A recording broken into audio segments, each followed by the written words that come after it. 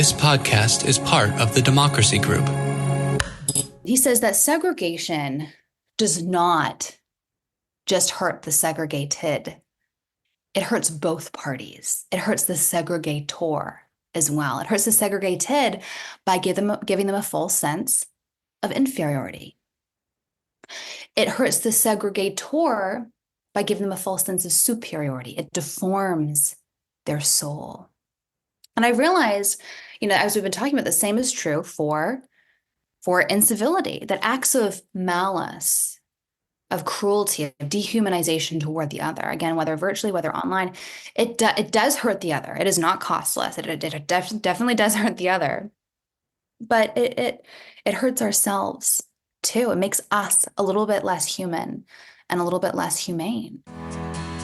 The Village Square, a nervy bunch of liberals and conservatives who believe that disagreement and dialogue make for a good conversation, a good country, and a good time. At the Village Square, we talk about politics, religion, and race.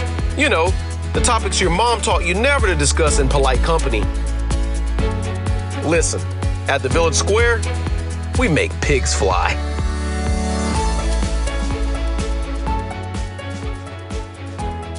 Hey folks, welcome to Village Squarecast. This is Corey Nathan, and I am so glad to be with you again. Thank you for joining us for the Soul of Civility, timeless principles to heal society and ourselves.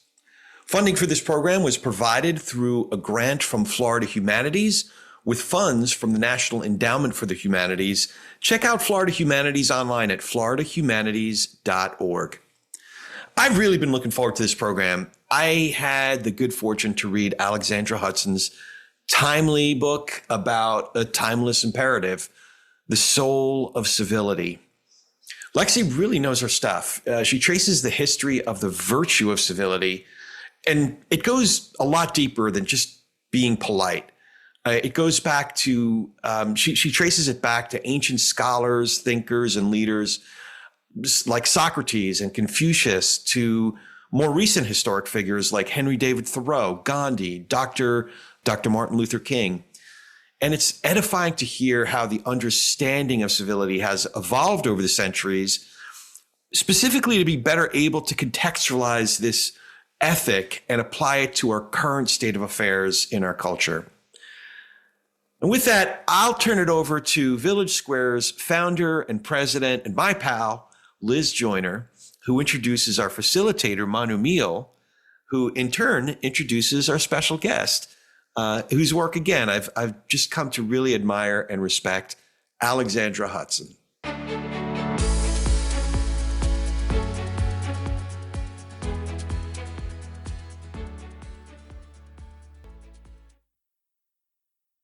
Good evening. I'm Liz Joyner, founder and president of the Village Square. And on behalf of Florida Humanities and the Village Square, we'd like to welcome you tonight to the Soul of Civility with our special guest, Alexandra Hudson. The program is made possible by funding from the National Endowment for the Humanities and the United We Stand Connecting Through Culture initiative. It's part of a multi-year series of digital programs, UNUM, Democracy Reignited, presented in partnership with Florida Humanities, exploring the past, present, and future of the American idea as it exists on paper, in the hearts of our people, and as it manifests in our lives. Any views, findings, conclusions, or recommendations expressed in this program do not necessarily represent those of Florida Humanities or the National Endowment for the Humanities. Before we introduce tonight's special guest, I'm excited to introduce the one, the only Manu Meal, CEO of Bridge USA, who will facilitate tonight's conversation. Manu is a social entrepreneur who is passionate about empowering young people. Protests on the campus at UCal Berkeley over a planned visit by right-wing provocateur Milo Yiannopoulos inspired then-freshman Manu Meal to establish what has now become Bridge USA, an organization that aims to promote democracy, not partisanship, and now has, actually, I probably need an update. This says 43 campus chapters in 19 states, but I bet it's more than that now, knowing Manu. Manu was recently named to the Forbes 30 Under 30 in Education. He's the host of a fabulous podcast you need to check out, The Hopeful Majority, where he's interviewed leaders like Andrew Yang and Eboo Patel. We'll get you links to both Bridge USA and the Hopeful Majority in the chat window. Welcome, Manu. Liz, how are you doing? I am good. Where are you actually? I don't know anybody who's as mobile as Manu. He's he's riding the circuit all over the country.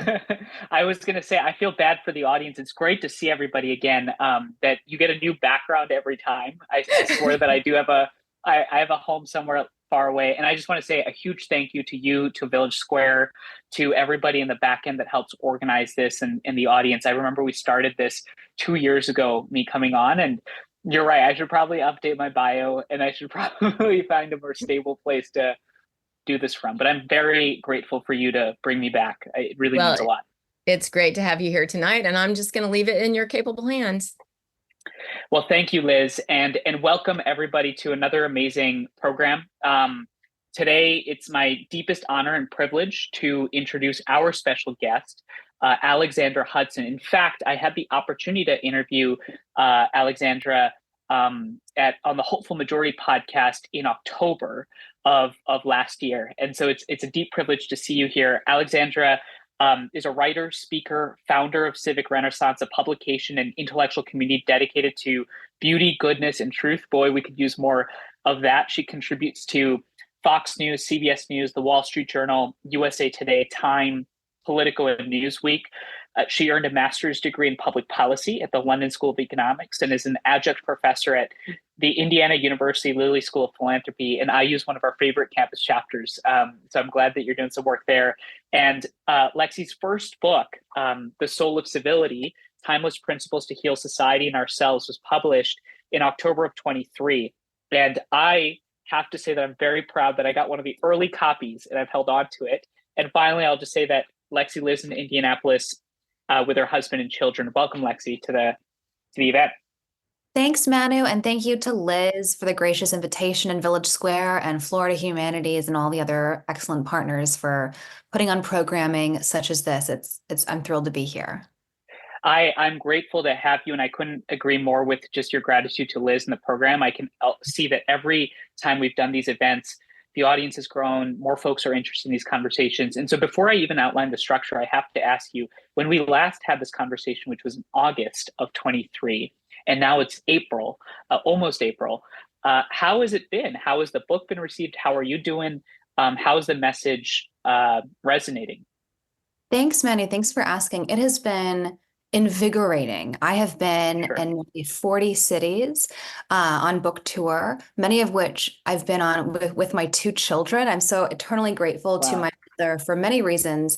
The most salient right now for this purpose being the fact that she came on book tour with me, and it made it so I could, be in the world talking about the ideas I'm eminently passionate about. And, I spent a decade on my book, The Soul of Civility. It's a lifetime of thought about the timeless principles of human flourishing. And what's the point of spending that amount of time on a work of art, on something that, and then not sharing it with people. So I'm thrilled that I was able to do that only because my mother was with me, and I couldn't be away from my kids for that long. And so it's been wonderful. I've been invited to Canadian Parliament, and I've spoken about hyperpartisanship and threats to our democracy in the face of growing extremism around the world. I have been, I'll be in Europe next month. I'll be speaking at the House of Lords, at the English House of Commons. I'll be at European Parliament, and also in Paris and Switzerland as well. And what I am learning after talking with thousands of people on book tour is exactly what you assessed, and what because you're on the road as well a lot, Manu, talking with people that people are hungry for content like this, hungry to be a part of the solution. And that's what I wrote my book to be, a handbook for people to be a part of healing in our broken, alienated, and divided world right now from where they stand, because we live in such a time we feel disempowered. The problems feel so vast that we feel overwhelmed. And I'm so encouraged by the, people who reach out to me every day telling me that it's giving them that. And I'm so encouraged to hear that. And so grateful to work alongside partners like you, like Liz, and like others who made tonight happen to be part of this work. Yeah, in some ways, I think the fact that you've been across the country, you're going to foreign places, you went to the Canadian Parliament, you're going to be in Europe. I mean, it just speaks to the demand and the growing need for this. So let me just sort of lay out the structure really quickly of this conversation, and then we'll get into sort of the substance of the book, because I think to your point, there is demand, and I'm sure folks that are listening to this are curious about what that demand exactly exists for. So the way that I'm thinking about this is that we'll focus a little bit on the problems that you outline currently plaguing society as it relates to civility, and then we'll get to solutions. So without further ado, I have to ask you that the leading title of the book is The Soul of Civility. And it would be hard to not have this conversation without actually asking you what you define civility as. What is civility, and what would you say it isn't? Civility is the art of human flourishing. It is the bare minimum of respect that we are owed and owe to others by virtue of our shared personhood, our shared equal moral worth, our dignity as human beings. And civility is the basic respect. It's the basic self-restraint that we show in our everyday ways, great and small, that support peaceful, harmonious cooperation and coexistence with our fellow persons. And importantly, civility is not politeness. Mm-hmm. Actually, let's go right there, because when I had you on our podcast, which is The Hopeful Majority, where we have conversations just like this, one of the first questions I asked you when I was reading, actually, I think it was the introduction of your book, that you drew a distinction between civility and politeness. I think oftentimes when people hear the word civility, they say, ooh, that means, being polite. So could you go into that distinction a little bit more? Absolutely. So part of the origin story of this book stems from my upbringing. I was kind of born into an interest in this topic. My mother is called Judy, the manners lady. So she's this international expert on manners and etiquette, and taught my brothers and I how to set the table, how to shake people's hand and look them in the eye and smile and greet others, and just live life with grace and courteousness towards others. I, though, am constitutionally allergic to authority. I hate rules. I hate being told what to do. And so you're a rebel. I'm a rebel at heart. And so I always kind of recoiled, and I hungered to know, why, Mom? Why do we do things the way we do them? Is it just because some Judy of another era, some self-appointed etiquette expert decided that we should? And if so, is that the best way to do things? So I hungered for a kind of a moral, philosophical underpinning for these questions, for our social norms, our daily practices that we often never question. We just take them for granted. And I generally followed them, though, because my mother said that they would lead to success in work and school and life. And she was right, until I found myself in federal government. I worked in Washington, D.C., 2017 to 2018, a notoriously divided time in our world, in our country. And I would say my experience in Washington was kind of a microcosm of that profound brokenness and deep division and partisanship. I saw these two extremes when I was in government across the various people that I worked with, career staff, political appointees, stakeholders. On one hand, there were people who were hostile. They had sharp elbows. They were ambitious, and they were power hungry. They were willing to steamroll anyone to get ahead. I knew to stay away from those people the moment they kind of revealed themselves. On the other hand, there was this contingent that I thought was my contingent. They were polished and poised and polite, but these were the people who would smile at me and others one moment and then stab us in the back the next. And this second contingent scared me. It deeply perplexed me as well. One thing my mother had said to me growing up was that manners were important. Etiquette was important because it was an outward expression of our inner character. And yet here I was surrounded by people who were well-mannered, polished, poised, and yet ruthless and cruel. And this experience taught me several things. One, at first I thought these two extremes were polar opposite, the extreme hostility, extreme politeness. But upon reflection, after I left government, I realized they're actually very similar, that both extremes actually, they insufficiently appreciate the dignity and personhood of the other, and they see the other as a means to their own selfish ends, that the bullying, tyrannical, hostile contingent sees others as pawns to be steamrolled and cast aside, bludgeoned in order to get out of the way, in order to get what they want. The polite contingent sees others as pawns to be manipulated and discarded the moment they no longer serve their purposes, but neither have a sufficiently high appreciation of the dignity of the human person.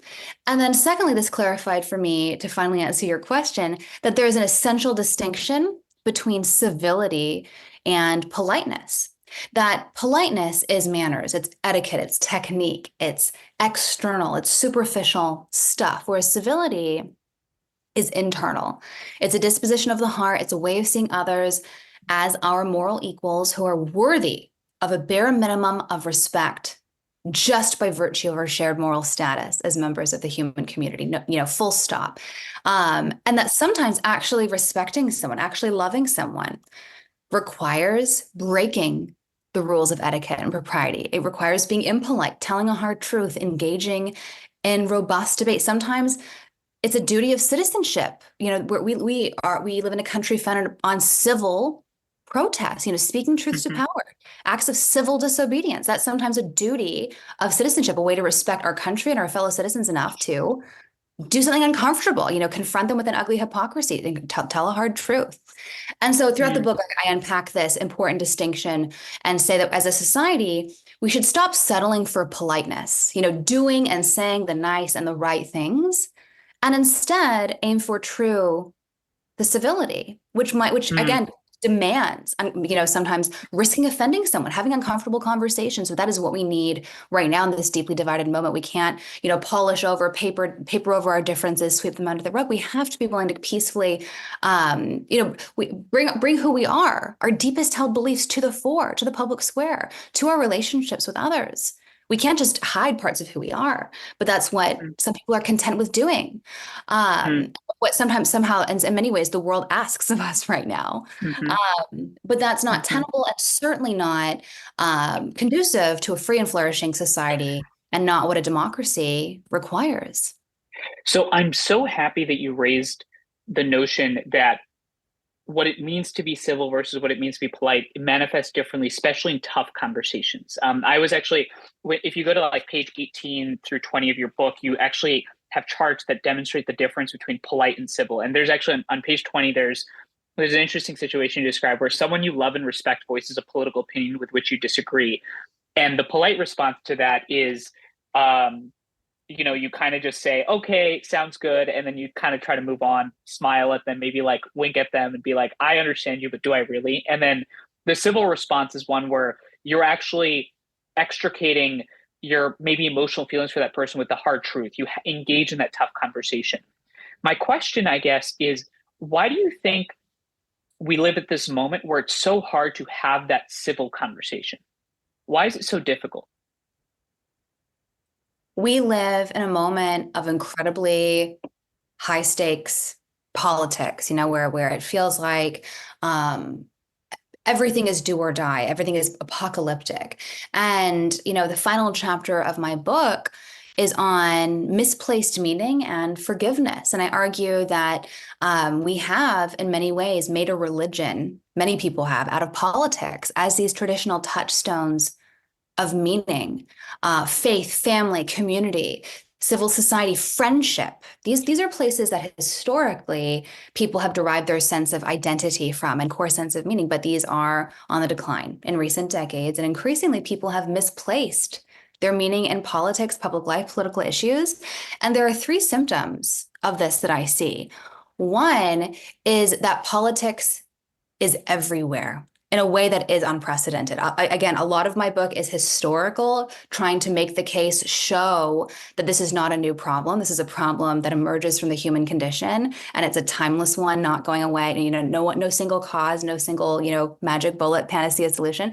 But so much that is the same, much that is timeless about this problem, the human condition. But this is a new phenomenon that politics is everywhere in an unprecedented way. For example, just a few weeks ago at the Super Bowl, what ended up being the thing that people talked about the next day was whether Taylor Swift was going to endorse Joe Biden, right? Like that politics is everywhere. It's where we send our kids to school, what newspapers we read, where we live, even, and everything has a kind of sort of political dimension, a political valence to it.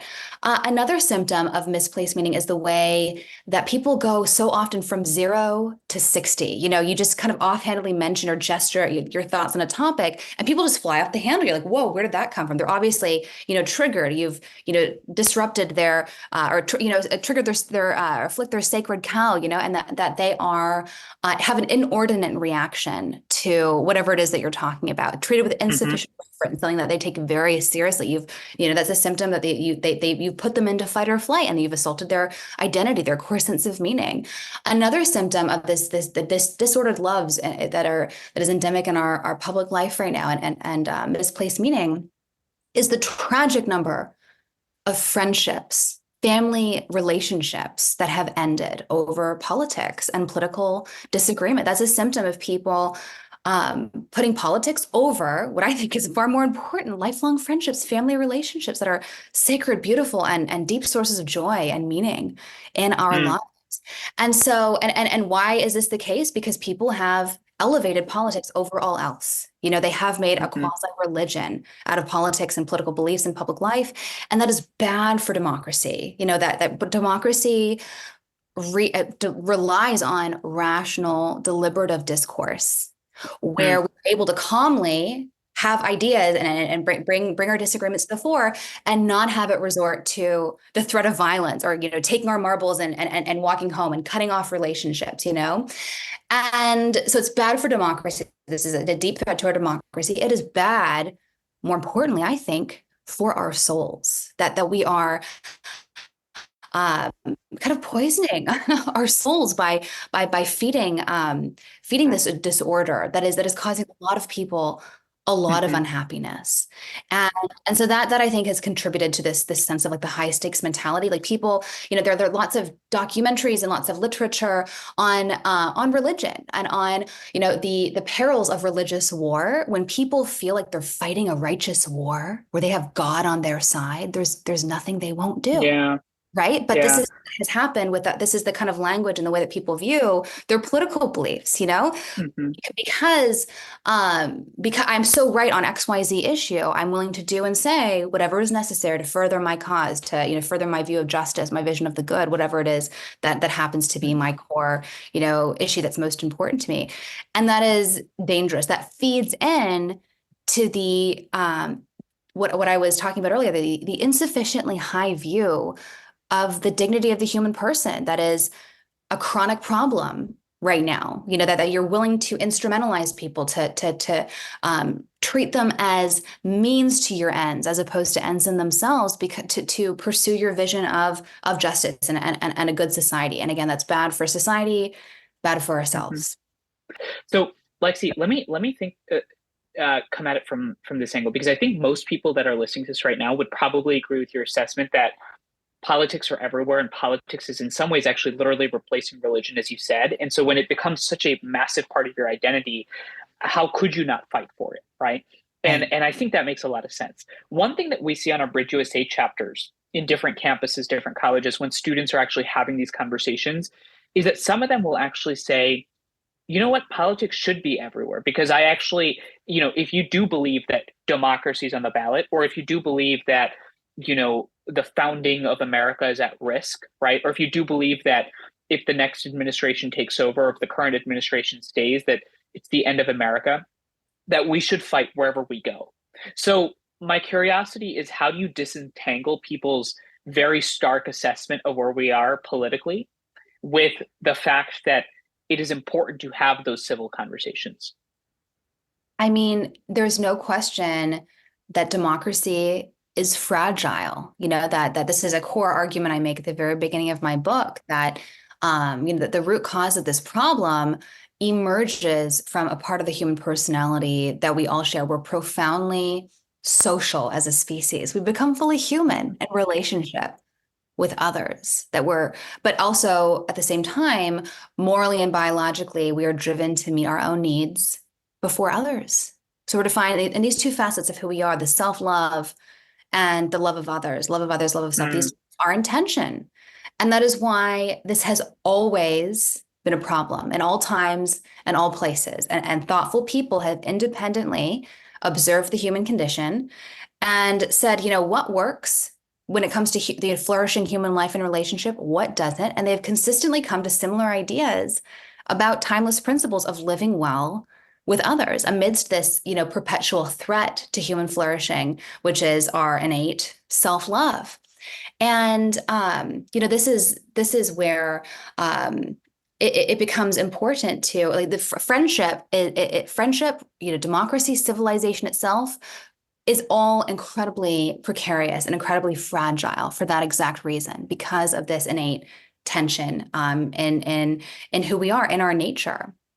And it's always going to be tempting to elevate our vision of the good, and our sense of what is high stakes, what is important above those of others. That has always always been the case.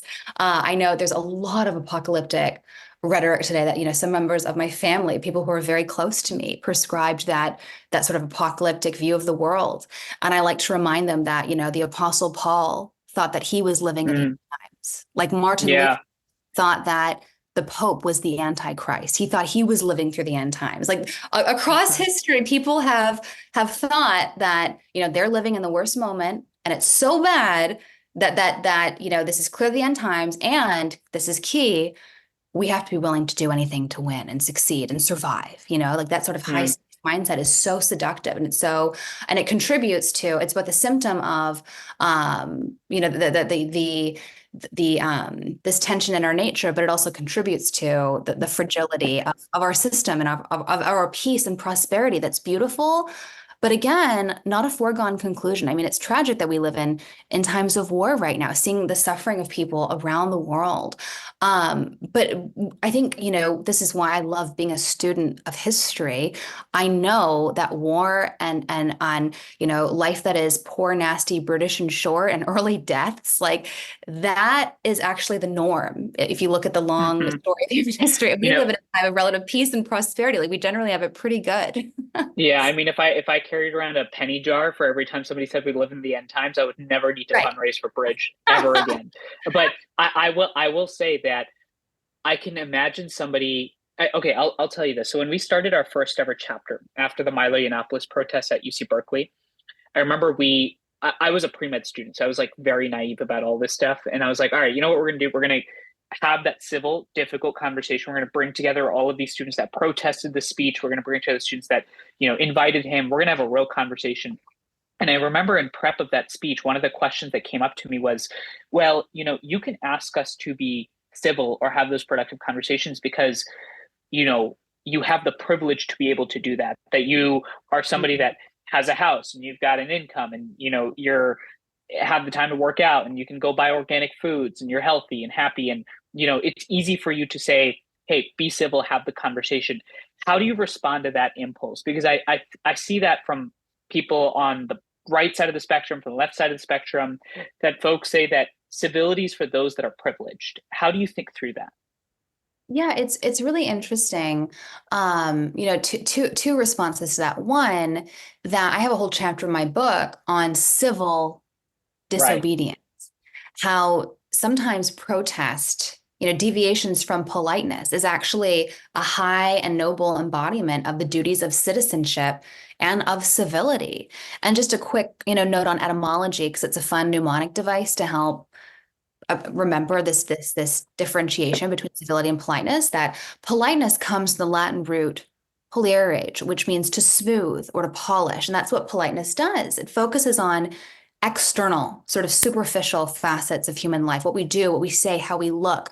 And that's what politeness does. It polishes over difference, sweeps it under the rug, as opposed to giving us the tools to grapple with difference head on. Whereas civility comes from the Latin root civitas, which is our root word for civility, for citizenship, for civilization. And that's what civility is. It's the conduct, the mores, the duties of a citizen in the city that, especially in a democracy like our own, sometimes demands taking action, speaking truth to power. And so I to your question, I draw from the rich tradition of abolitionists like Frederick Douglass, like William Lloyd Garrison, who were no wilting violets, like Gandhi, like Henry David Thoreau, Dr. Martin Luther King Jr., who knew that in their fight for equal rights of persons under the law and equal treatment of persons under the law and recognition of equal human dignity by authority figures, by regime, by government, they knew that in their very noble pursuit of this just end, they could not violate the dignity of persons on the way to that end. That just undermined the entire project that they were fighting for. And Gandhi has a great line. He says, I'm paraphrasing. He says, people will tell me, means don't matter. Like we have to be willing to do anything in order to win and to see our vision of the good materialize. But he says, no. Means are in fact everything. They're everything. I remember when we hosted you on the podcast last time, I remember you talking about the value of means. And what's so powerful about that is that in some ways you're almost making a normative argument that the way in which you go about, let's say it's social change, or let's say it's fighting for the founding of America, or let's say it's gun control, or whatever it is that you care about, right, that the way in which you do that, the how matters, in fact, in some cases more than the outcome. Right. I'm curious how, at this moment, when the stakes seem so high and we're going to this election cycle, and folks that are listening to this conversation are saying, well, yes, the how matters, but ultimately we got to vote at the ballot box. How do you delineate between literally when we have to hit the vote, and no matter how many civil conversations we have on November 4th, we're going to be voting for two different people, right? How do you get through that weird sort of mental warp where we had these really productive civil conversations until it came to that day, and now we're seemingly at war again? Mm-hmm. Yeah, it's an interesting question. One thing, responding to something you said before a moment ago, to this contingent of people, and this is a growing contingent, extremes on both sides of the political spectrum that feel increasingly intolerant, essentially, of people who differ from them, and increasingly feel like the other side, the other extreme is, or someone who holds XYZ view is dangerous, right? And that view is hostile and it's an existential threat, or is perceived as such. My book is different. A lot of these books in the pluralism and tolerance space, they tend to say, marketplace of ideas, right? Bring all your ideas to the fore and let the best win, and let's air it all out. I am not arguing for that even. I am a pluralist. I do believe in tolerance, but I'm not saying that all ideas are equal and deserve equal treatment and equal recognition. There are some ideas that are evil and bad and dehumanizing and barbaric.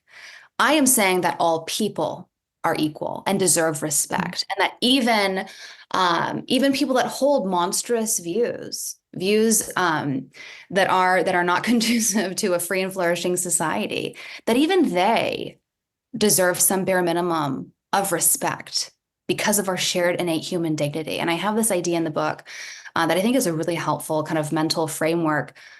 It's called unbundling people. And it's this question of how do we see the part of someone in light of the whole of them? Like in this world, we live in this era of a strange perfectionism where we see one aspect of who a person is and assume we know everything there is to know about them, or we discover an aspect of who they're, like, how they voted, or their view on the vaccine, or their view on Donald Trump. And we think we use that as a shorthand to extrapolate and make an assessment of the whole sum of the person. We discover their view or something they've done or said, right? And then we rehash it and then define the whole who they are, everything they've ever done by that moment. And we even, or someone's captured on video at a low moment in their life, right? And then they're publicly shamed, they're fired from their job, they're expelled from society, and they're just dismissed as this bad, evil person. And that is so reductionistic, and it is dehumanizing. Frankly, like Alexandra Pope, the English poet, said, to err is to be human, to forgive is divine. We're all going to make mistakes.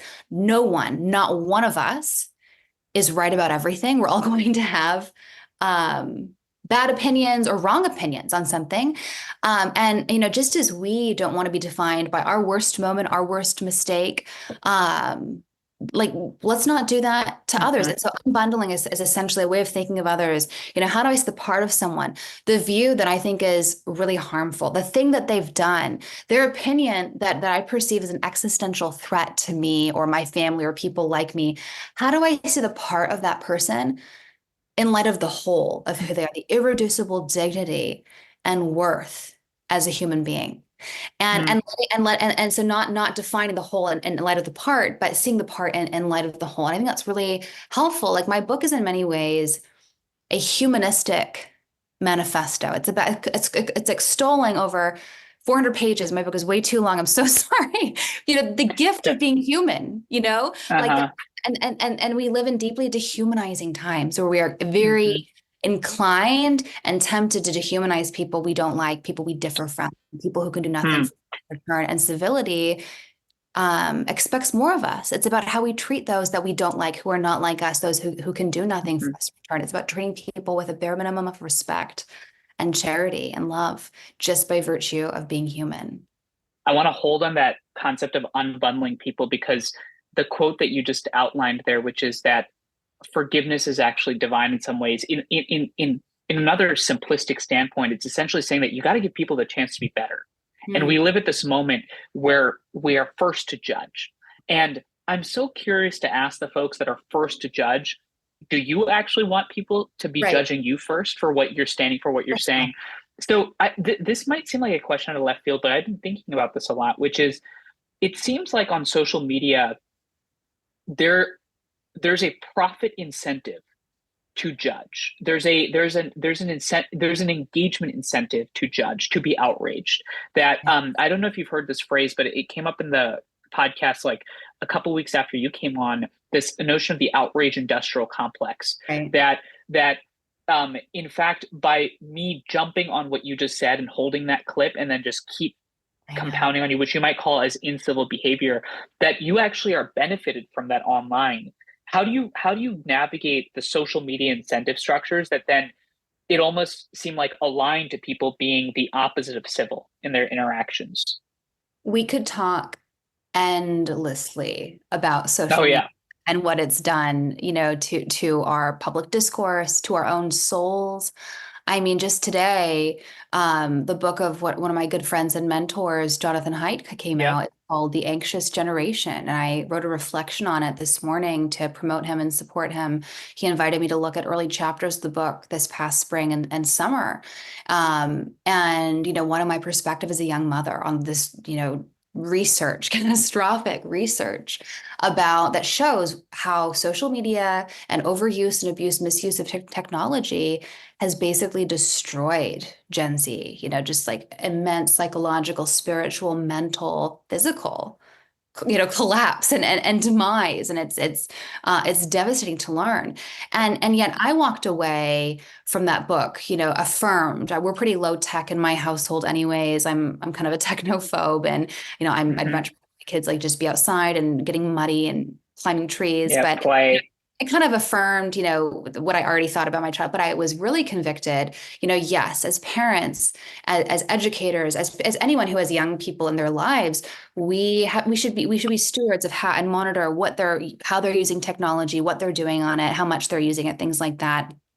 But I was far more convicted about my use of technology and how my use of technology and how I'm modeling it for my kids, right? And I had this image of my baby girl when she was not even a year old, seeing I was holding her, and then I was on my phone, like responding to an email or just scrolling, and she turns and she tries to grab it, and she's like, what is this strange device that my mother's obsessed with, and like taking her attention away from me. And kids notice everything that geniuses. They are so smart. And so, thinking about that, like how am I conducting myself in a way that is modeling putting humans first and human connection first, and not letting objects supplant human connection that is so easy to do in our moment. So how am I modeling that for my kids? And I mean, there's so many things that this is what technology does. It diminishes the personhood of the other. It doesn't just first of all, it forms us. Our use of technology changes us. My friend Sherry Turkle has a book coming out, and I don't know what the publication date, but it's on this exact thing, that the ubiquity of technology isn't innocuous. That our use of technology is diminishing our own personhood, and that's true. Like when you see something online that provokes moral outrage within you, and you just let that person have it, or let whatever it is have it. It's interesting that on one hand, often that's not consequence free. Like often there is a person on the side that just feels like dogpiled on. Like you probably read these accounts. People who have been publicly shamed and maligned, just tarred and feathered virtually. Like that's really, and I love that phraseology, because being tarred and feathered, being put in the stocks. These are ways that was like the latter day, the yesteryear version of being canceled or being dogpiled. That's exactly right. That this has been a phenomenon, this abuse of shame and piling on of people, across human history, and it's really powerful and really detrimental. But I also, and this is a core argument that I make in my book for civility and against incivility, that it doesn't just hurt the other when we are cruel and malicious on them, either in person or virtually, that it actually, it changes us. It diminishes our own soul too. And happy to dive into this idea more, the soul that I get from Dr. King. Yes, go ahead. I actually think that, again, take my opinion for what it is, probably doesn't matter much in the grand scheme of things, but I actually think that is one of the strongest arguments for civility, which is that you actually as a person degrade your own soul in being outraged constantly. Yes. I mean, I am of the fabled Gen Z, and one thing that I can, but in my defense, I have a typewriter back there. I do have a typewriter back there. Do you use it though, or is it decor? I actually do use it. If you don't use it, that's just the most Gen Z thing ever. Look at this! Look at this artifact from another era. I know. Look at this. I'm pretending. Look at all these books that I've never read in my life. I got it from outer space. I know. Believe it or not, these are all actually hollow books. So like, I'm curious about this notion that you actually as a person get better, that it improves your mental health. So, the Surgeon General, I think I'd asked you about this on the podcast as well, but the Surgeon General came out with a report last year that said that the national epidemic in the United States is loneliness. And it's particularly acute amongst young people. And I'm curious what your thought is on this notion that actually being civil in your life, being not polite, but being honest, truthful, practicing the art of human flourishing, as you would describe it, that it actually makes you a better person. Could you dig into that a little bit? Because I think people listening right now could really benefit from that, because the idea of engaging in a civil conversation sounds painful to some. So tell us a little bit about why that's a good thing for us. Yeah, so part of my story, the origin story of the book, is that while I was in this soul crushing environment in Washington, D.C., I was invited by the Aspen Institute to go on a retreat with other congressional staffers and from across the political spectrum, from different agencies, from Congress, from nonprofits, we differed a lot, and the topic was civility in America. What was civility? Does it matter? Can protest be civil? And what does that mean for a country founded by protest? And just other really riveting questions, all of which I was thinking about deeply, living through this season of deep hostility and dehumanization while I was in government. And it was such a breath of fresh air being in this environment, not just the literal breath. I go from a windowless office at the United States Department of Education, which if you're in front of a computer right now, Google it. It's the most monstrous, brutalist building that's designed to crush souls. Like if you were to design a building that was so inhuman, it would be this building, the LBJ building. So, and to go to Wye River, just on the eastern shore of Maryland, where there's a background brook and it's crisp fall air and birds are chirping, just that literal breath of fresh air, but also a metaphorical one where it was totally absent, these two extremes of the hostile backbiting and the faux politeness where people would smile and stab you in the back. And it was just honest, like earnestly respectful debate, people who wanted to pursue the truth. And we did that together. And I found myself, use a part of my mind and soul that had kind of been dormant while I had been in this survival mode. Like I had been, prepared for attack on all fronts when I was in government. And then all of a sudden, like, I was with people who, wanted to hear what I have to say. And I was able to kind of voice that in a way that I didn't fear, being undermined or bullied. It was just really beautiful and refreshing.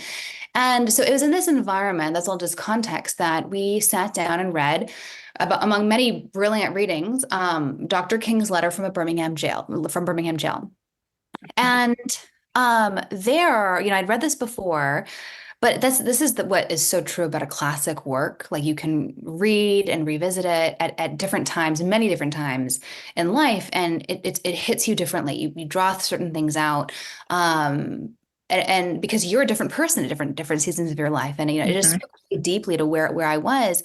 And, there were many, many, many things that I took away, but the most salient was this the title of my book, The Soul of Civility, is homage to Dr. King's letter from Birmingham jail, because it's the core of my argument for civility and against incivility. Dr. King, in his letter from Birmingham jail, he says that segregation, he makes an argument about segregation. He says that segregation does not just hurt the segregated. It hurts both parties. It hurts the segregator as well. It hurts the segregated by giving them a false sense of inferiority. It hurts the segregator by giving them a false sense of superiority. It deforms their soul.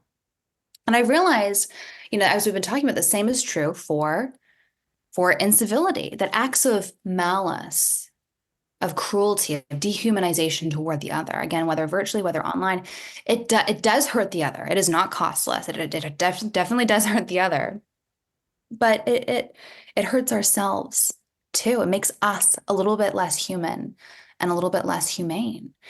But the inverse is also true. Acts of charity, of grace, of kindness, of hospitality, of just basic decency and courteousness towards our fellow human beings, that is mutually ennobling. It elevates parties. It makes both parties, it cultivates both parties' humanities. It makes us both a little more human and a little more humane as well. And so I make lots of arguments for why civility is an instrumental good. It promotes justice, it promotes human flourishing, it promotes a democracy, a free society, promotes equality. But on top of all those instrumental goods and arguments, it is good for its own sake, for others and for ourselves. I think that's something that is fascinating about your book, is that it makes the central, I think, argument is, from my standpoint, the way that you're articulating it, is that civility is key to the human soul. And I think when somebody's reading this in the context of our politics, right, they're like, all right, how does civility get Trump out of office? Or how does civility get Biden out of office? Or how... That's the angle that people are approaching it from, when actually, in some ways, you're actually making an argument about the betterment of us as individuals.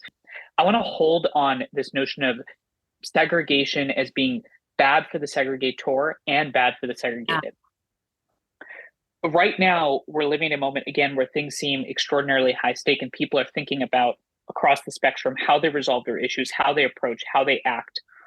How do you think we can embody your book in our daily lives? If I'm walking around, or I'm listening to this right after this, I'm going to put my kids to bed, I'm going to go to sleep, I'm going to wake up tomorrow morning and maybe accidentally check X. How do I embody your book? It's a great idea. I think, a core argument in my book is that we insufficiently appreciate the power that we each have in our everyday to either support or detract from this thing called democracy and this thing called human flourishing, that we have way more power than we realize, either be a part of the problem or to be a part of the solution. And, I tell the story of me coming home from government one day, not too long after my time with the Aspen Institute, and saying to my husband, I am done with Washington. I am done with toxic politics. Let's move to Indiana. I said it was my idea to move here where I currently live, where I'm calling in from tonight. And my husband's from here originally. His family's here. We talked about moving here eventually from the big city to raise a family one day, just for a quieter, higher quality of life. And my husband smiles and says, okay, sounds good. We'll move to Indiana. No take backs. And a few months later, out here, and it's been 5-6 years now. We're very happy. 2 kids, a third on the way, coming in September. And one of my first friends here, thank you. One of my first friends here came up to me after church one day. You know, we moved here and we didn't know many people, and so this meant a lot. You know, everyone's had that experience of being in a new environment, a new city, a new workplace that you feel discombobulated, you feel lonely, and like that the small things matter a lot. And so, and you know, friendship is what makes a place not just a place where you live, but a home. So anyway, one of my first friends comes up to me after church one day and she says, "Hi, I'm Joanna Taft. Would you like to porch with us sometime?" And I'd never heard the word porch used as a verb before, but I was curious, and, you know, we didn't know many people in town. And so we went to her home that afternoon, her historic, 100-year-old home in a historic part of Indianapolis, with a great big front veranda. And I realized that afternoon that Joanna was staging a quiet revolution against our atomized and divided status quo. She had curated people across race, across politics, across geography, across social class, not to have a curated conversation across difference, but just to be people inhabiting a shared space together in a world that is so virtual, that is where so much of what we do is digitally mediated. She was rebelling against that and bringing us in person together just to be seen and known and loved in the fullness of who we are as human beings, not, being reduced to one aspect of who we are, where we live, where we voted for, the color of our skin, which is what the world wants us to assign our core value to, but just to be people in a shared space together. And again, in my book, I argue there's much that is the same, much that is timeless about this problem, much that is timeless about the solution. And yet another thing that is different, different than past eras, is just how easy it is to go through life today and not really encounter people that we don't want to encounter. People like we if we go to the office at all, we go from home to our car to the office and back again, and we have groceries delivered, we have Netflix, we have Seamless and Grubhub and DoorDash. It's just really easy to curate our existence in such a way that we don't have to leave our house, and certainly don't have to encounter people that we don't like or differ from. And that is exactly what is so radical. What was so radical about what I saw on Joanna's porch one day? She was consciously bringing people out of their silos, their cultural, political, geographic silos, and just to inhabit a shared space together. And I realized that there are actually people like Joanna across the country who are doing the same thing. It's not even about the porch. The porch kind of just became a metaphor for this way of life, this lifestyle that reaches across the divide, transforms stranger into a friend, outsider into insider, gatekeeper in the inclusive sense. I met people who used their coffee shops, their local coffee shop, to hold court, and they're there every time, every day at this time. People know that they come for conversation and community. People that have supper clubs. People, I had a friend who hosted a book launch party for me in Miami, in Florida, just a few weeks ago, and we were on his dock. And I was like, we're porching right now. We're together, and we're having, it could be a dock, it could be a stoop. It can be, a front lawn. That it's not about what you have. It's how you use what you have at your disposal. And it's staging a quiet rebellion. It's saying, I can't control who's in the White House. And, what Elon Musk is doing with the algorithm, and what the scandal du jour is, or even the tragedies that are happening, the suffering happening across the world. But I can control myself. And I'm going to choose to reclaim my power, reclaim my sphere of influence. And I'm going to choose to make the world better and more beautiful place for my family, for my community. And there's supreme power in that. And that is a core message of my book. My book is a handbook, a guide for how you right now can start being a part of the solution in the everyday and elevating the everyday junctures, affirming the dignity and humanity of our fellow citizen in the anonymous marketplace of life but elevating that there is nobility, there's dignity, there's beauty, there's power in the small things in the everyday. Like that small invitation from Joanna, it cost her virtually nothing. And it changed the trajectory of my experience here in Indianapolis. She invited us onto her porch. We made new friends that afternoon. She sat us down, she grilled us about who we were, what we were passionate about in life. And then I left her porch that afternoon with like 10 email introductions to different people in the community to help plug us in, right? Like helping us find our niche. It takes, community isn't natural, right? Civility is natural. Friendship isn't natural. It takes work. It is not a foregone conclusion. Like you have to make the effort to plug in and make a community a home. And she helped make that happen, that we have way more power to bring light and life into the world and to contribute to the longevity of our fragile and beautiful democracy. That it literally lives and dies in our everyday, the everyday habits, the norms, the decision to act well toward our fellow citizen when we have the opportunity to not act well, or just to not act at all, like just to ignore people. That's not costless. Just walking through life saying, you do you, I know me, you don't bother me, I don't bother you. Like that's not costless. That has costs. And that every opportunity, I learned this from my grandmother, like every opportunity to maximize a human interaction, to make another feel seen and known and loved, that is beautiful and good for its own sake and supports human flourishing. What's so powerful about what you said is that in some ways it is about the core of being human. The idea of porching, the idea of creating a space for conversation, for listening, for creating a space for the other to exist. I think that's probably the longest I've gone without interrupting a guest, because I think that's actually probably the most powerful part of your book. I've interviewed you now twice, and I would say that notion that one, civility is key to your soul and your flourishing, and two is that you actually have the capacity to invent that in your own life is, I think, incredibly empowering. Yes. I actually want to lift up as the last question, before we go into the Q&A part, actually one of the guest questions, because I think most people listening to this right now, especially the ones that listen like the last 10 minutes, would be like, amen, that is absolutely right. But the thorny part becomes, how do we reach the people that are probably least likely to read your book? How do you reach the folks that might need this the most? How do you reach the skeptic? Let's say the conservative activist, or the very liberal young person that is checked out and is like, I don't care about anything, or the really disaffected older gentleman that believes that the institutions have screwed them and that the only thing they've got is to fight back. How do you reach the skeptic? It's a good question. I know how not to reach them. And it's not by yelling at them on social media, it's not by challenging them to a duel, like no one has ever been persuaded by the force of bodily harm or violence. Are you saying don't hit people over the head with an ideological club? I'm suggesting that that's not the most effective persuasive tool at our disposal. Very incivil. Yeah, I mean, this is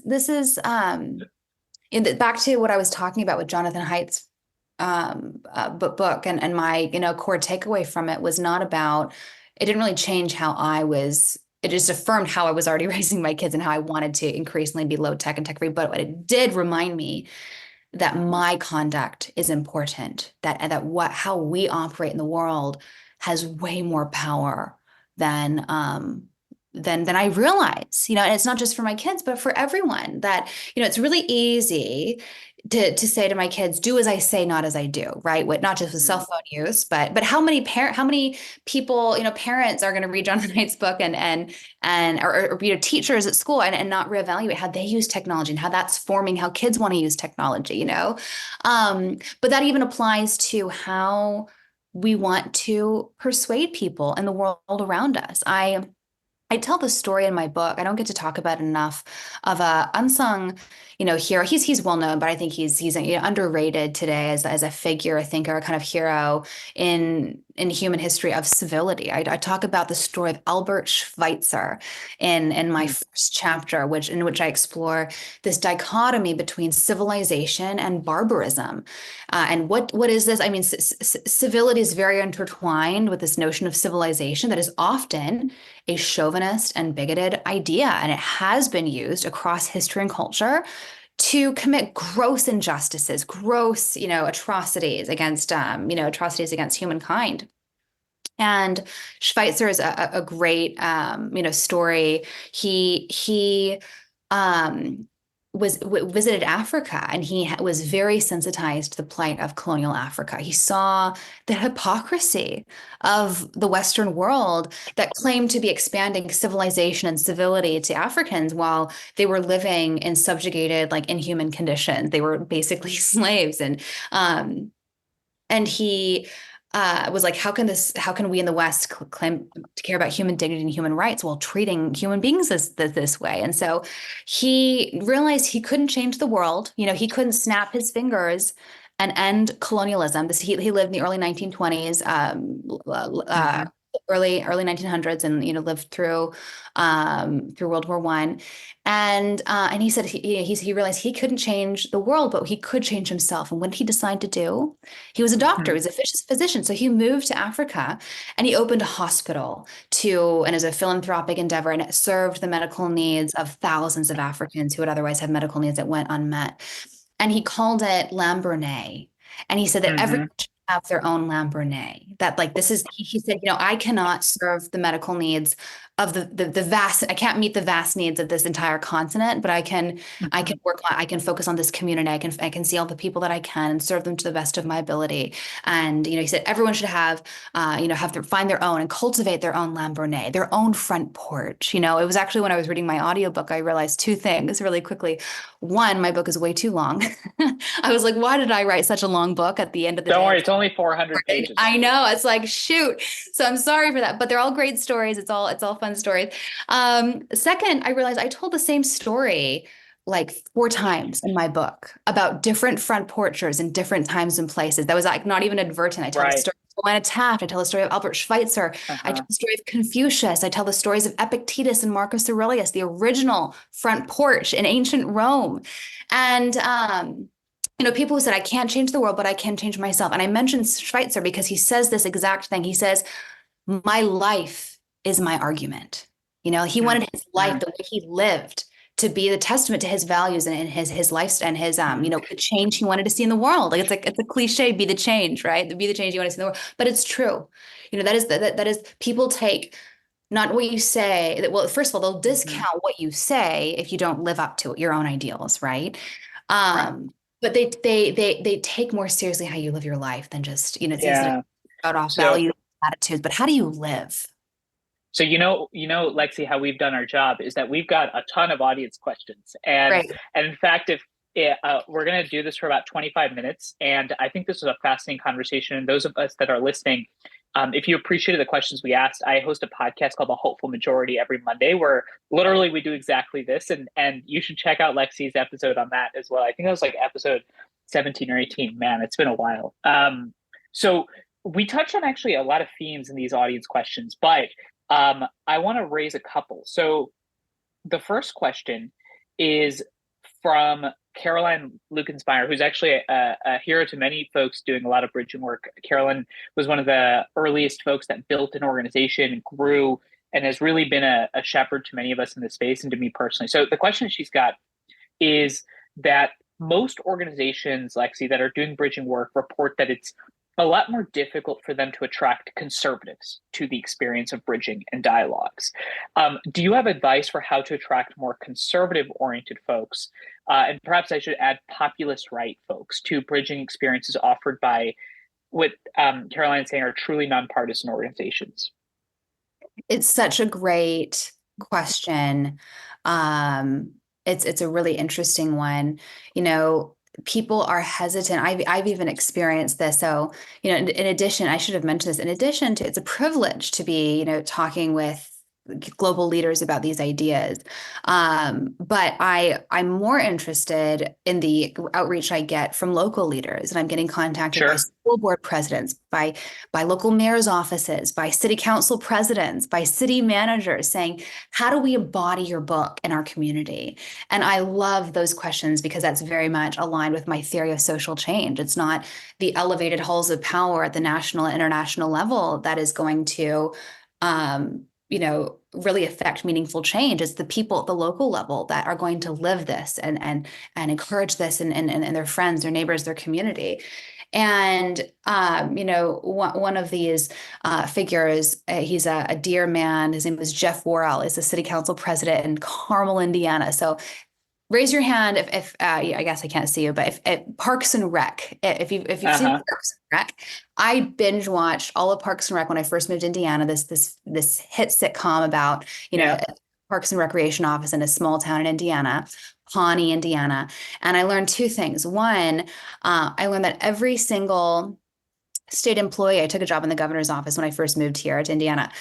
Every single state employee in Indiana has like an alter ego on the show Parks and Rec. And so I really I binge watched it to really understand the psychology of the Hoosiers, especially the government serving kind. But I also came to appreciate the second thing is that this dichotomy between Eagleton and Pawnee is real. So Pawnee is this like underfunded, town that is where the protagonists live. And then there's this rival city, Eagleton, where the streets are basically paved with gold, like limitless money. And so I live in Pawnee. I live in Indianapolis. Like my garbage doesn't get picked up. My roads aren't paved. It's like driving on the moon. And Carmel, where Jeff Worrell contacted me from, is Eagleton. And so I was like, why is Eagleton? Why is this like, a very affluent, privileged community? They have a civility problem. Interesting. Like I thought the biggest debates they had were which art installations go on their roundabouts, he has just been such a champion for this book and its ideas, and he does embody it. I'm so grateful to him. And he wanted to have a civility pledge, and he got pushback from one side of the aisle up in Carmel. And that, the reality is people don't want to be held to standards that they might be tempted, or it might be possibly beneficial to suspend, if it's convenient in the heat of the moment, election cycle. And, it's tempting to, put your, they don't want to be bound by that standard if they don't want to be called a hypocrite later. And so what we did was pivoted, not to make it like a pledge that public leaders signed on to, but to be a citizen-led. This is what we expect from our leaders, and have to be like kind of a more grassroots thing as opposed to a top-down thing. So in the short form, to answer your question about how to get more conservatives in this space, I think, people on the right are skeptical that this language is just going to be, a struggle session to repent, where they're gonna be shamed, and this is where I hope that this framework that I offer in my book about the difference between civility and politeness, and this is embodied by so many great organizations, by you, Manu, by the Village Square, by Brave Angels and other partners, as part of this call, that actually it's the respectful thing to do, to not hide who you are. Thoughts, but to bring that into the fore, to actually tell someone that you disagree with them. You're saying, I respect you enough to tell you that I think have you the conversation. Well, exactly. I'm going to take your ideas seriously. And so I hope that, I think there's just a lot of lore and mythology and kind of negative connotations around what this space represents.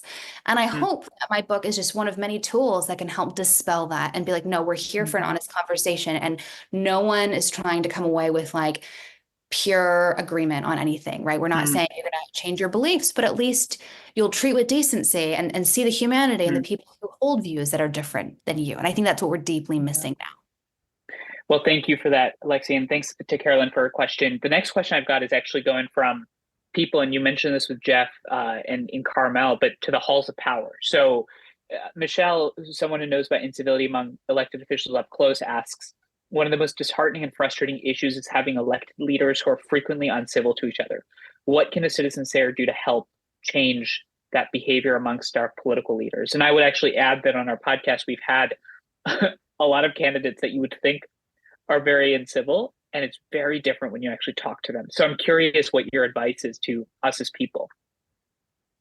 It's interesting. I tell this story in my book about the civility summits in the late 1990s and early 2000s. Right. So it's this time, and apparently the late 1990s was a point of peak incivility in our country, or at least enough people thought that an unprecedented amount of philanthropic support and bipartisan energy went to hosting these bipartisan civility summits in Hershey, Pennsylvania. So the first one was in 1997, and about half of Congress went, and about half of the people that went brought their wives and their families, as they were encouraged to do. And it was by all accounts unbelievably powerful and successful. This was kind of at the tail end of a beginning of a trend where members were no longer moving their families to DC and sending their kids to school and, having dinners at night with other members. They were commuting between districts. There was it's good to stay rooted in your community, of course, but like the cost of that is that you're not doing life together with the people that you're working alongside and debating and passing bills with. And so there was this lack of familiarity and kind of civic bonds of trust and affection. And so that in just a few days, it was like 3 or 4 day summit, it was revived. Those mystic chords of affection, as Lincoln said in his second inaugural, that half the time at the summit was spent playing games and picnicking and just, hanging out with members and their wives and families. And it kind of took them out of the office setting where they're not just a Republican or just a Democrat or just that person who believes that hateful thing or that person who's done that thing. But you saw them in the fullness of who they are. They were wives, they were fathers. So half the time was just like unstructured play, free time, getting to know one another, building that social capital, that trust that had been so lost. And the other half of the time was spent in conversation, earnestly people saying, like, what are institutional things, the fixes that we can do to kind of do life better together, to do our job, right? Like, we're dealing with this same crisis now where our public leaders are not able to peaceably coexist. They're not passing bills. They're not, doing things. They're not representing their the people who elected them well in Washington. And as a result of our democratic body of government not doing what it's designed to do, the executive branch and the administrative agency and the judicial branch are increasingly doing more, right? Which is just fuel on the flame. It's more controversial that these unelected, branches of government are the ones that are passing laws and making decisions, like because our Congress isn't. So anyway, everyone came back from that first civility summit in 1997 overwhelmingly thrilled. Like, right. Tipo said, this is amazing. Newt Gingrich said, let's do this every year. Those are the two. Newt Gingrich was Speaker of the House at the time. And, there was hope that maybe we've conquered incivility and maybe we have made it past the darkness and we can revive. I got to ask, so what happened? So what happened was the Monica Lewinsky scandal broke. And all of a sudden, that was an opportunity, right? All bets were off. It was scorched earth policy once again. It was an opportunity to, impeach the president, and it was an opportunity to win, gain control power of the White House. And so the stakes were high once again. And I mean, the story, I think that's interesting about this is twofold. The insights are twofold. The lessons are twofold. One is that trust can be regained. That's what we saw in just a few days of these people spending time together, that friendships were restored, hope was regained. But the secondary insight is that it is fragile. The civic bonds. It's got to be sustained. Right. It has to be sustained. And you have to be willing to, keep the friendship, keep the sacrifice for the other front of mind, even when the stakes are high, even when there's an upside to not, to be willing to take the gloves off and do anything to win. And so what's interesting about that, this insight and that this question about how to get civic leaders to work better together, that the same ideas that apply to individual citizens applies to how citizens interact with one another, applies to how leaders interact with one another. Like that civility is a social virtue and it governs how we interact with the other, whether we're public leaders or whether we're everyday, fellow citizens. And that's my message for our public leaders, that to recover those bonds of friendship and civic trust. So the next question I've got is from actually, and good, go us. That's actually answers two questions in one question. So thank you for that. The other question is about, again, how are members of Congress actually meeting, and how can we get them to be doing more of that? So the next question is from Cheryl Gravy, who's from one of tonight's streaming partners, the National Institute for Civil Discourse, and a close friend and mentor of mine. So Cheryl asks, what thoughts do you have to help move people through their fear of being burned or belittled as they engage to just start connecting across difference? Essentially, how do you get people to just start the conversation? That is such a powerful question, because it's hard. It's really hard. Social scientists have researched the brain and found that the brain interprets social rejection as though it were in the same way that it interprets physical pain. And there's a reason for this. Evolutionarily, being expelled from the tribe meant certain death. We are geared to fear being expelled and rejected. Like we're deeply wired to want to be accepted and want to be in community and because our chances of survival are greater and to flourish are greater. Again, we're deeply social, we become fully human in community.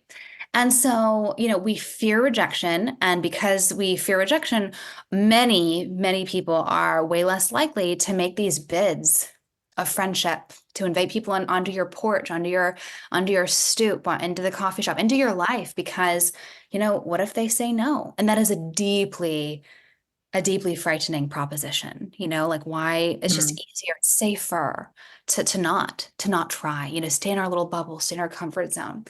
And there was this great article, I think in Scientific America, called "The Surprising Power of Social Outreach," and it basically unpacked how we fear reaching out to others, and we overestimate how likely it is for people to reject our bids for affection, and we woefully underestimate how receptive people are to actually just gentle bids of affection. So, in one chapter, I think it's my chapter on civil society, I go step by step, how to just take baby steps to exercise these muscles of vulnerability, right? Like we live in a society that wants us to be invulnerable, doesn't want us to need.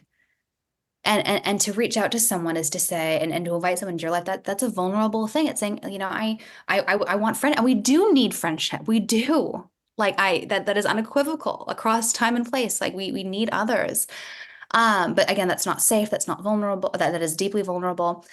So I say, invite someone to coffee, invite someone to your home for dinner, or you meet a new friend, learn about them and then send them something that said, oh, I thought you might enjoy this. If you invite someone to a concert, an outing, a coffee, and they say no, maybe even try again, don't throw yourself out there a million times. If a person just doesn't want to connect, that's fine. But, and don't, can't take it personally. And my grandmother was an exceptional example to me on this, because I'm someone who can be very sensitive. And I when people tell me no, and they reject a bit of friendship, of community, that's really deeply hard for me. It can be very hurtful to me. My grandmother is such a good instructor to me on how not to be that way. She when she was out in the marketplace of life, she was endlessly interested in others, and she never missed an opportunity to strike up a conversation and get to know someone. And that deeply perplexed many people. They're like, who is this beautiful blonde woman who's interested in me and talking? What does she want? But she blessed so many other people by just going out of her way to, again, make them feel seen and known and loved just by virtue of who they were.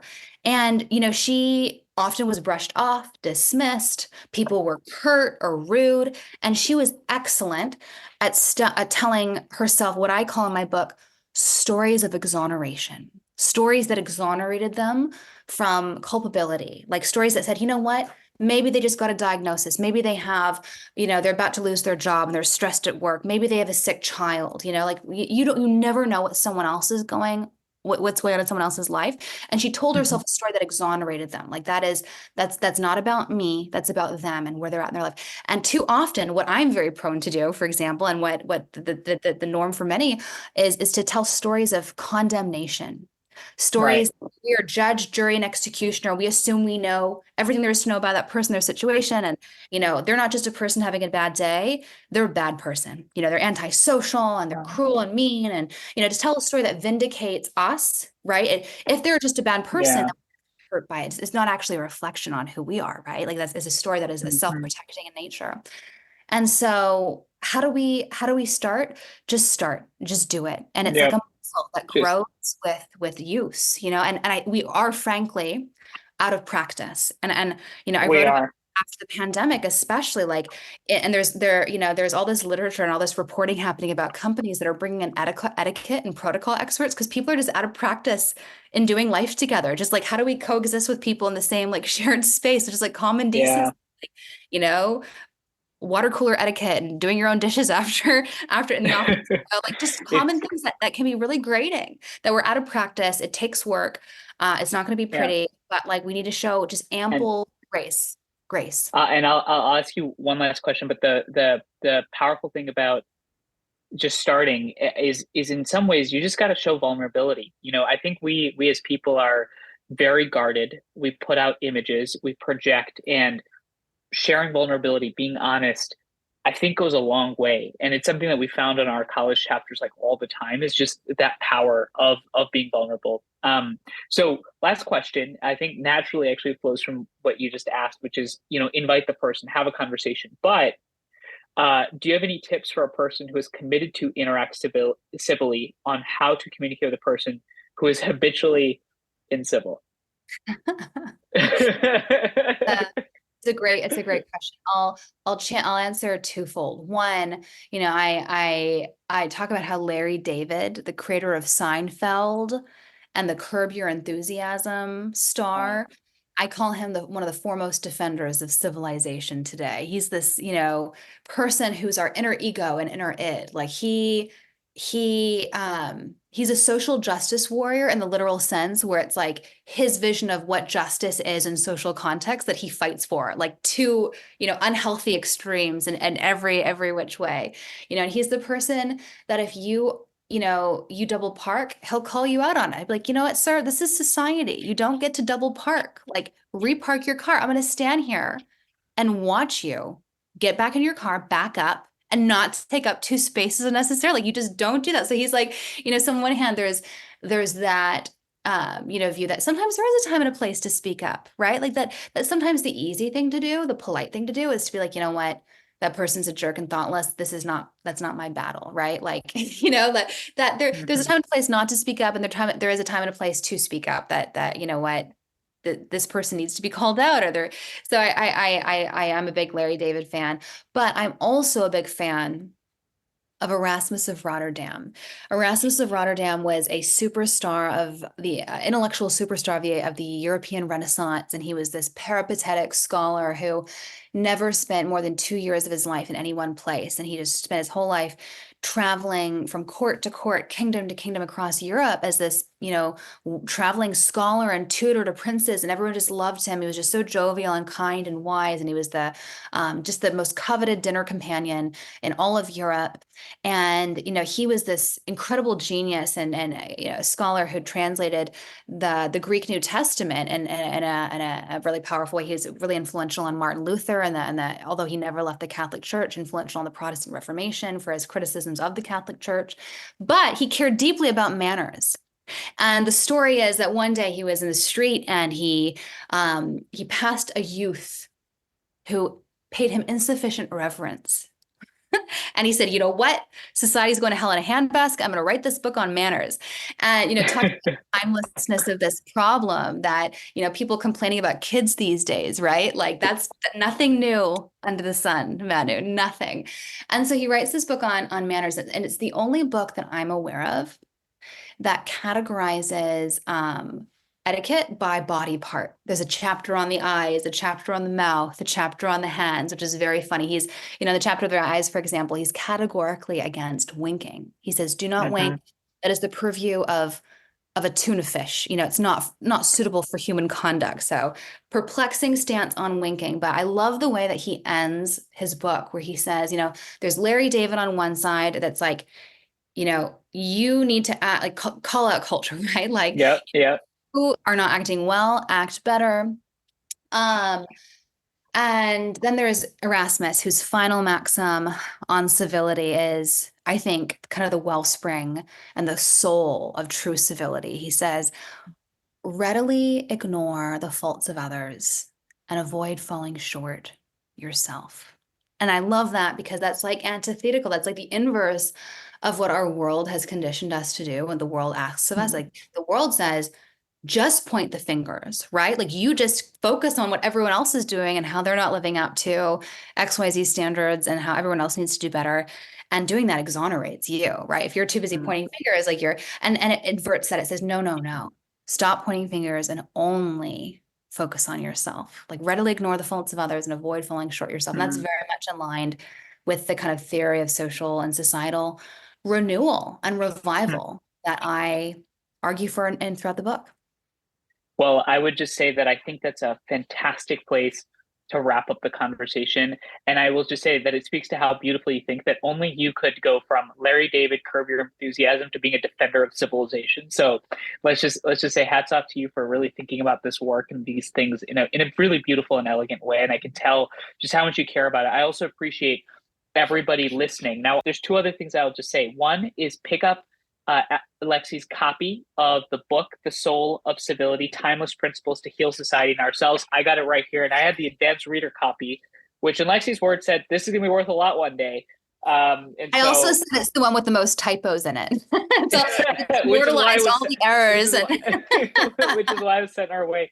The post-event survey just got put in the chat. So please click on that. And the second one is that for our neighbors, for the neighbors in Tallahassee near Liz, you can pick up a copy of The Way Out at Midtown Reader.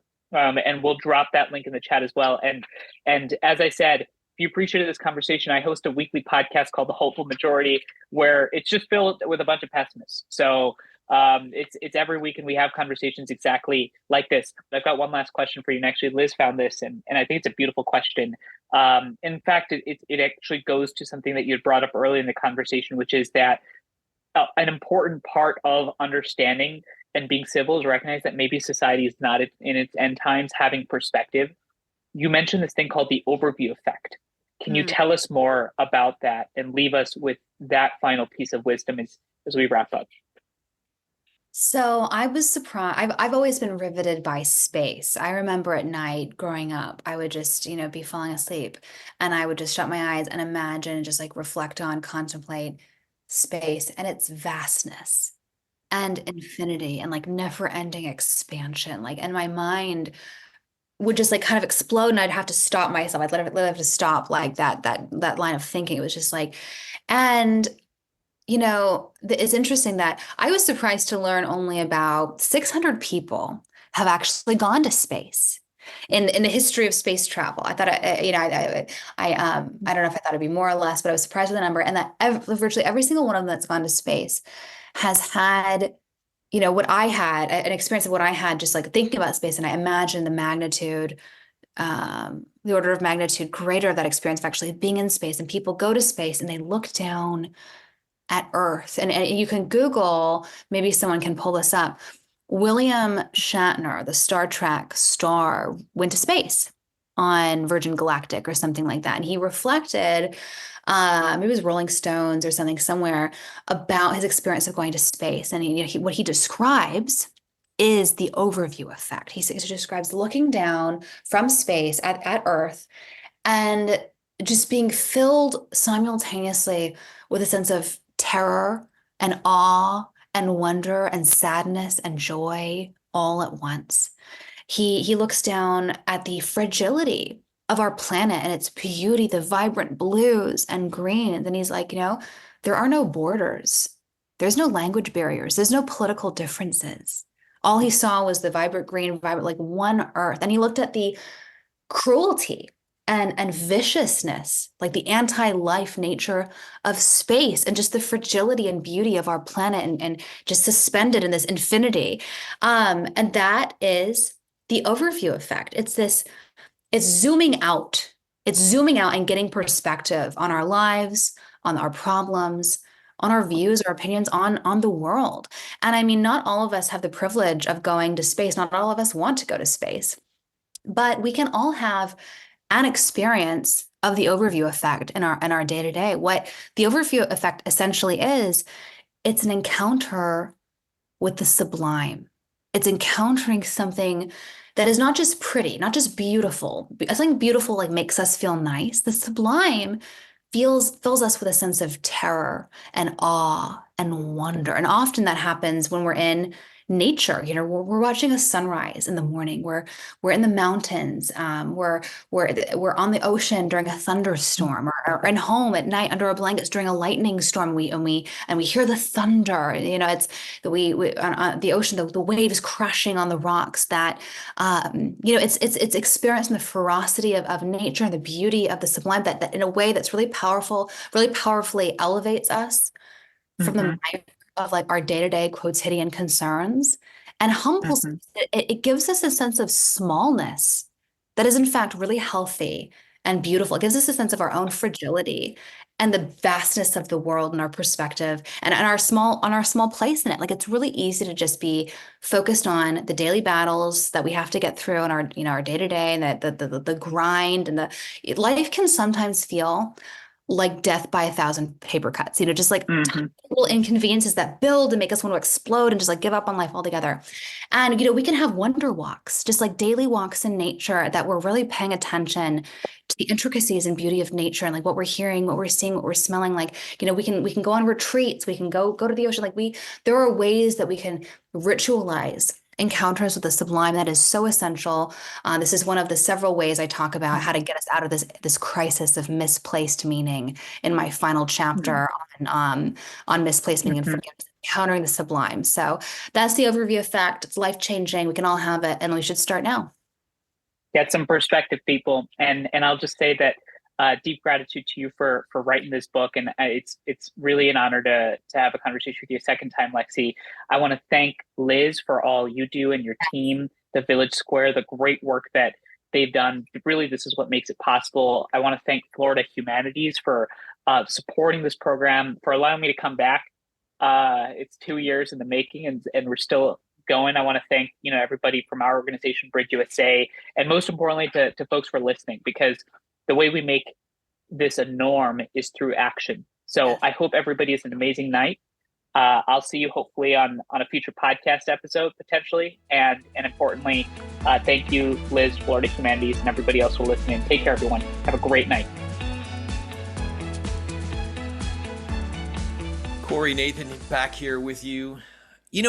One of the interesting and encouraging things about doing this kind of work is that there are so many others of goodwill who've diagnosed what's happening in our democracy and are seeing a lot of the same things.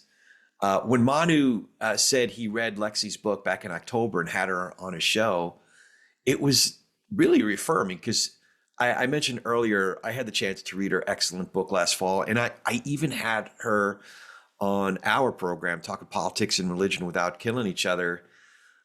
We had her on, at that time, we had her on in October. It was a great conversation, just like this one. So when you have people like Alexandra Hudson making the kinds of contributions that she is with a book like The Soul of Civility, and her diligence in having these conversations all around the country, and when you have visionaries and groundbreakers like Liz Joyner with this organization, the Village Square, and Manu Meal with Bridge USA, there's reason to be hopeful about the road ahead. There was so much in this book and on this talk that are worth considering and incorporating into our own lives and the work that we do. But one thing that I really loved, among so many that I could mention, is the whole idea of porching. Getting together with neighbors, friends, relatives, whether it's on your porch or in your backyard around a fire pit, or in someone's kitchen over some sweet tea or some wine. I love the way Lexi put it. It's a quiet revolution to be seen, to be known in a shared space together. Believe it or not, I'm actually doing something like that tonight. We have this book club I'm a part of with other locals from my community. The first book we are reading is David Brooks' How to Know a Person, The Art of Seeing Others Deeply and Being Deeply Seen. And not so coincidentally, Brooksy actually mentions Alexandra in her and her book and all the work that she's doing in this book. So there really is this growing movement of good people, great thinkers, great leaders, and regular folks like me who want to heal some of what divides us, overcome this rancor that degrades our own souls, like Manu and Lexi were talking about, and grow in our civility that is life-giving and affirming. With that, it's time to close out today. Please consider joining our members and supporting this programming. You can become a member for just $7 a month or $76 a year. And your business can join for $250. Go to villagesquare.us/donate to join today. And while you're there, sign up for Village Square's newsletter to stay up to date with everything happening at the Village Square. Go to villagesquare.us and scroll to the bottom for that sign-up box. So much going on. Funding for this program was provided through a grant from Florida Humanities with funds from the National Endowment for the Humanities. Any views, findings, conclusions, or recommendations expressed in this program do not necessarily represent those of Florida Humanities or the National Endowment for the Humanities. We appreciate you listening to The Soul of Civility, timeless principles to heal society and ourselves. Until next time, we challenge you to reach out with an open heart and mind to someone who doesn't look or think like you. It changes everything. We'll talk to you soon, and thanks so much for listening to Village Squarecast.